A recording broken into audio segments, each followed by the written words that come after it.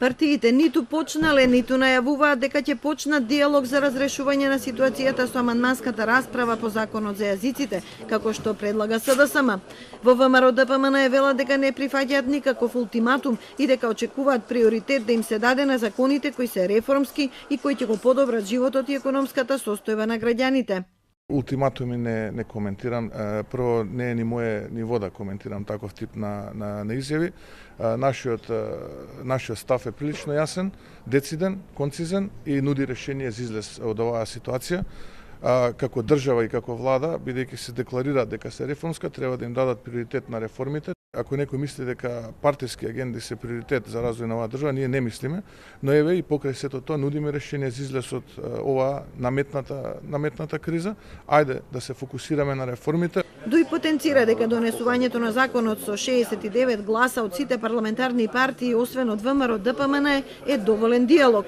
Велат дека тоа е закон кој е важен за меѓуетничката кохезија и за европската иднина на земјата. Не гледам никаква причина и проблем откако еднаш веќе се изгласал, да се изгласа со уште поширок консензус, имајќи го предвид фактот дека сметам дека никој не треба да има проблеми со овој јазик. Арифи ги отфрла гласините дека коалицијата со СДСМ е разнишана поради законот за јазиците.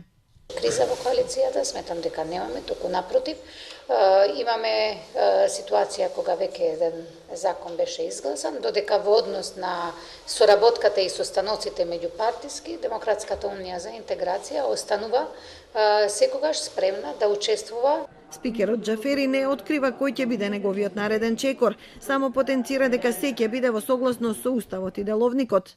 Председател на собранието нема планови А, Б, С, Д. Председател на собранието пред себе има устав и има деловник за работа на собранието.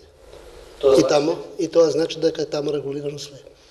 Има договор, че се гласа повторно законот за јазици? Председател на собранието не мисли за договори. Спроведува деловник и устав за договори во политичките партии. Законот е пред пратениците на трето читање, откако председателот Иванов не го потпиша указот. ВМРО ДПМН е поднесен над 35.000 амандмани и нема намера да прави никакви компромиси. Џафери завчера закажа седница, но таа се одложи поради барањето на СДСМ да му се даде шанса на диалогот. Спикерот е решен да не дозволи блокирање на собранието и им даде на партиите рок од една недела да постигнат договор.